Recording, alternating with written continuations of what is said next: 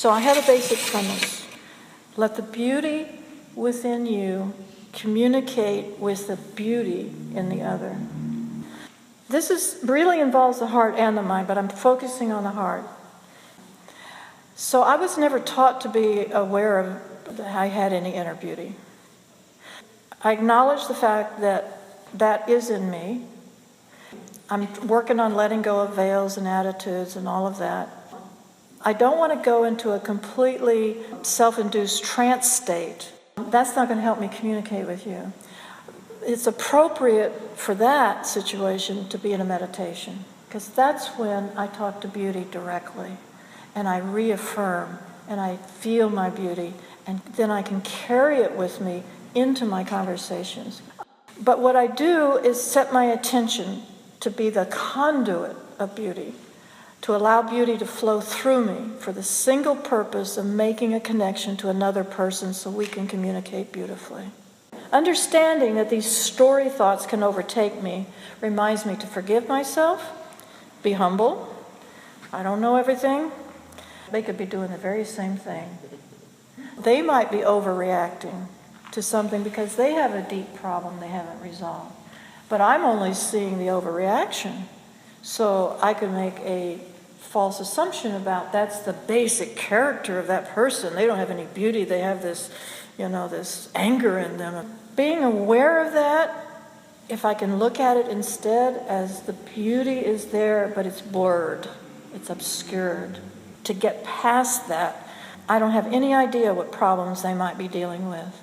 I don't know their joys, their sorrows, what has happened to them today. They might have just lost a loved one. Who knows? So I remind myself that it's the light of beauty that I intend to communicate with, not the veils.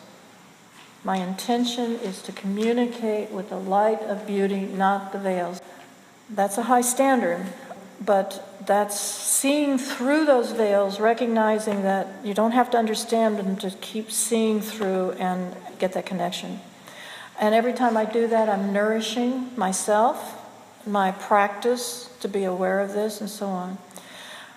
When I am around someone and I'm imagining the presence of the light as the beauty of light, what I do is I think in terms of, okay, there's the beauty in me and the beauty in you, and that's where I want to communicate. And to help that out, I imagine a beam.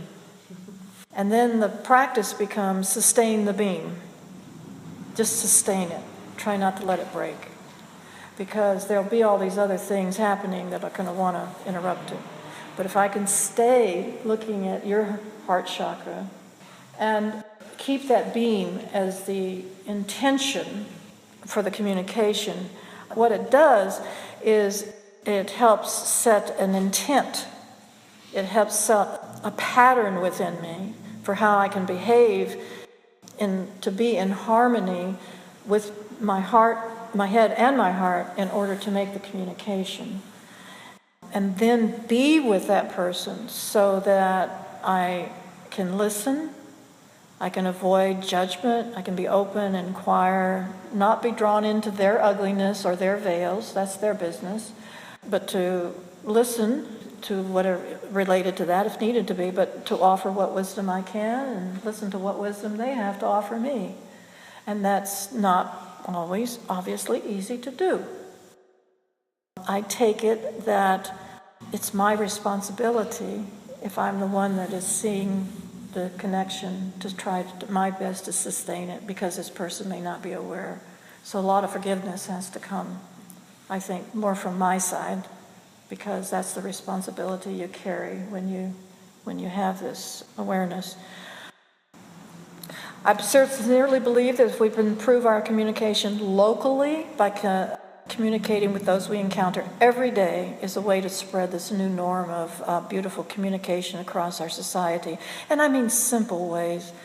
I do believe it's important we begin beautiful communication within ourselves, then work out from there. And so when we see beauty in our natural surroundings, like we talked about the sky, or see her presence and accept her gift, demonstrate our values, open ourselves, by continuing to drop our veils of obscurity, we're better able to communicate with those who have different views on topics that impact us all. I think the effort we make in this regard can help shift our social template into a more creative, open-hearted norm of communication.